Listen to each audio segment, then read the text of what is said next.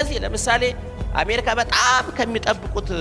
ድርጅታቸው መካከል እንግዲህ አንዱ ኒውክሌር ነው የሚመስለኝ እንዴት እንደሚጠብቁት አላቀም ፕሬዝዳንቶቹ ሲሾሙ የኒውክሌር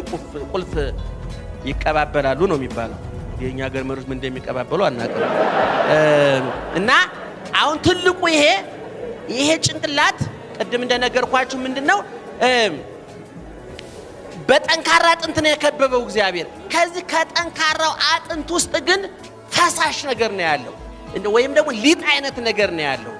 ይሄ ግን በጠንካራ አጥንት የተከበበው ምክንያት ይላል አሁንም ቀድሜ በግዕዝ ቋንቋ የተጻፈው ወደ አማርኛ እየተረጎምኩላችኋለሁ ክበበ አጽም አለው አጥንቱ ይሄ ምሽጉን መጠበቂያ ነው ምክንያቱም ይሄ ምሽግ በቀላሉ የሚደፈር ምሽግ አይደለም ዓለምን ሊያፈርስም ሊገነባም የሚችል ለምሳሌ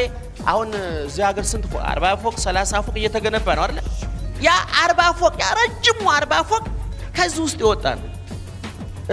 አውሮፕላኑ መርከቡ ምኑ ከየት ይወጣ ነው ከሰው ጭንቅላት ይወጣ ነው እና ይሄንን አደገኛ ፍጥረት በአጥንት ከቦ አስቀምጦታል እግዚአብሔር እስመ ውእቱ ምክንያተ ሁሉ ዘይበጽሕ ላዕሌነ ሰናይ ወእኩይ በእኛ ላይ የሚደርሰው ክፉም ሆነ ደግ ነገር የአእምሮና የህሊና ውጤት ነው ይላል ያ ሊቅ የሚናገር ለዚህ ነው ሰዎች ለወዳቸው አስበው እንደሚመሉት ሁሉ ለጭንቅላታቸው ለህሊናቸው አስበው መብላት አለባቸው አሁን ጨጓራ የሚያማቸው ሰዎች ምግብ ሲያጣ ጨጓራ ምን ያመነጫል ነው የሚባለው አሲድ ያመነጫል ይባላል ህሊና ደግሞ ካላነበብንበት አሲድ ያመነጫል ለዚህ ነው ሰዎች ወይም ከሃዲ ወይም ነፍሰ ገዳይ የሚሆኑት ህሊና ቶሎ ምግብ ስላልቀረበለት አሲድ ያመነጨ ነው በያስባለሁ እና ይሄ አሲድ እንዳያመነጭ ለምሳሌ ማታ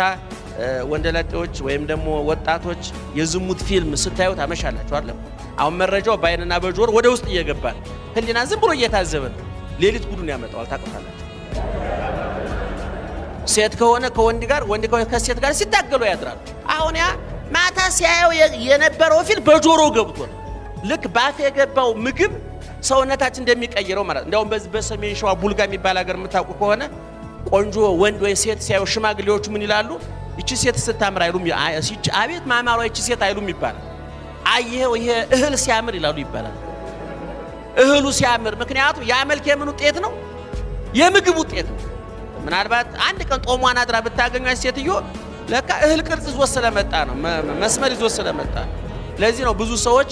አመጋገባቸው ፊታቸው ላይ ይነበባል ይባላል ባፍ የገባው ፊት ላይ ይታያል ይባላል በጆሮ የገባው ደግሞ ንግግር ላይ ይታያል